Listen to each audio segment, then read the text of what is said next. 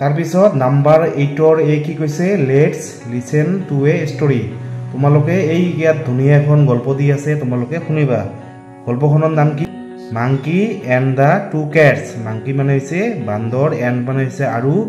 দা two cats মানে হৈছে দুটা মেকুৰী ক্যাটস মানে হৈছে মেকুৰী এটা বান্দৰ আৰু দুটা মেকুৰীৰ এখন গল্প দি আছে তোমালোকে শুনিবা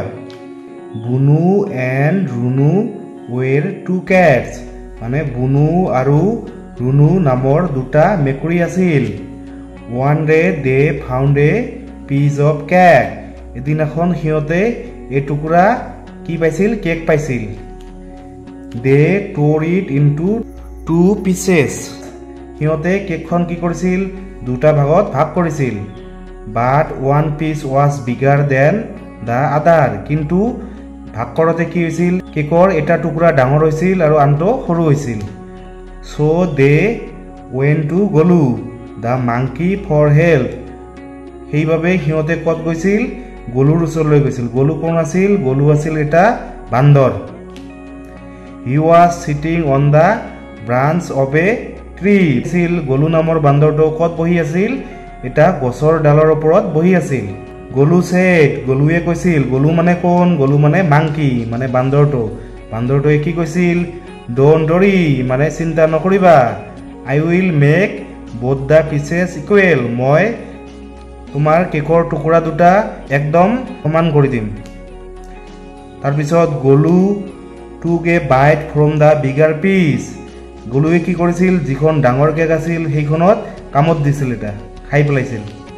বাট দিছ মেড দা আদাৰ পিচ বিগাৰ কিন্তু এতিয়া কি হৈছিল এতিয়া আনখন কেক কি হৈছিল ডাঙৰ হৈ গৈছিল Golu went on eating to make both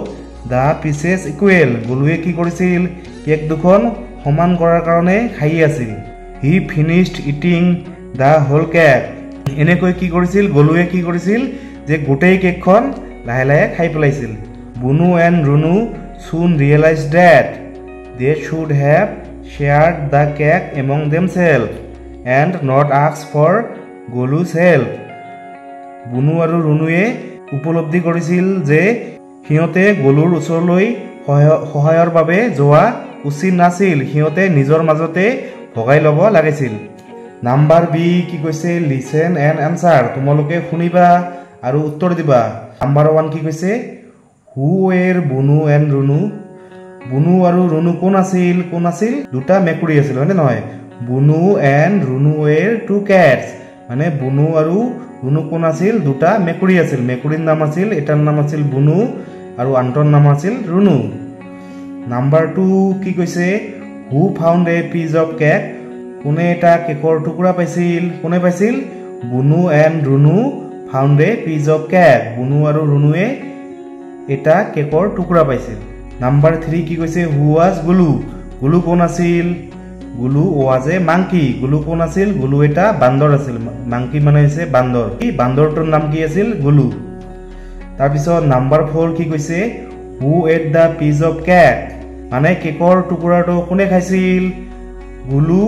da monkey ate the piece of cake মানে গলু নামৰ বান্দৰটোৱে কি কেকখন খাই পেলাইছিল নাম্বাৰ 5 কি কৈছে হু ডু ইউ লাইক গলু বুনু অৰ ৰুনু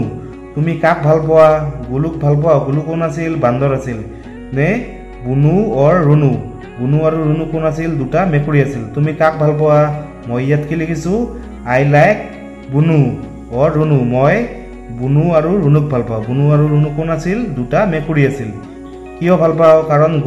গলু নামৰ বান্দৰটোৱে কি কৰিছিল মেকুৰী দুটাক ঠকিছিল বুনু আৰু ৰুনুক কি ঠক দিছিল মানুহক ঠকোৱাটো ভাল কথা নহয় নাম্বাৰ 6 কি কৈছে why did Golu eat up the cake মানে গলু মানে বান্দৰটোৱে কিয় কেকখন খাইছিল গলু ate the cake to make both the pieces equal মানে কেকৰ টুকুৰা দুখন সমান কৰিবলৈ গলুৱে কেকখন খাই আছিল তাৰপিছত নাম্বাৰ সি কি কৈছে নাও সে yes or no তোমালোকে হয়নে নহয় কবা নাম্বাৰ 1 কি কৈছে there were two cats in the story গল্পটোত দুটা মেকুৰী আছিল এটো কি হ'ব yes মানে হয় গল্পটোত দুটা মেকুৰী আছিল আৰু মেকুৰী দুটাৰ নাম কি আছিল বুনু এণ্ড ৰুণু। তাৰপিছত নাম্বাৰ 2 কি কৈছে the monkey divided the cake into 3 pieces. The monkey মানে হৈছে বান্দৰটোৱে ডিভাইডেড মানে ভাগ কৰিছিল, দ্য কেক মানে হৈছে কেকখন ইনটু 3 পিচেছ মানে 3টা ভাগত। এইটো হৈছে ভুল, এইটো হৈছে কি নো, এইটো কি হ'ব নো মানে এইটো ভুল। নাম্বাৰ 3 কি কৈছে the 2 cats and the monkey were playing together. মানে 2 cats মানে হৈছে 2টা মেকুৰী আৰু মাংকি মানে হৈছে বান্দৰ একেলগে খেলি আছিল, 2টা মেকুৰী আৰু বান্দৰটোৱে একেলগে খেলি আছিল। এইটো হ'ব কি নো, এইটো ভুল, এইটো কি হ'ব নো। তাৰপিছত নাম্বাৰ 4 কি কৈছে the 2 cats could not eat the piece of cake। 2 cats মানে মেকুৰী দুটাই কি কৰিছিল could not eat মানে খাব পৰা নাছিল, the piece of cake মানে কেকৰ টুকুৰাখন খাব পৰা নাছিল। এইটো কি হ'ব, এইটো ইয়েছ মানে এইটো হয়, মেকুৰী দুটাই কেকখন খাব পৰা নাছিল। কোনে খাইছে, বান্দৰটোৱে খাইছিল, গলু নামৰ বান্দৰটোৱে খাই পেলাইছিল। তাৰপিছত নাম্বাৰ 5 কি কৈছে the monkey ate the whole piece of cake. Monkey মানে হৈছে বান্দৰটোৱে, এট মানে হৈছে খাইছিল, the whole piece of cake মানে গোটেই কেকখন খাই পেলাইছিল। এইটো হ'ব ইয়েছ মানে হয়, মানে বান্দৰটোৱে গোটেইখন কেক খাই পেলাইছিল। তাৰপিছত নাম্বাৰ 9 কি কৈছে let's learn some new words. আহা আমি কেইটামান নতুন শব্দ শিকো।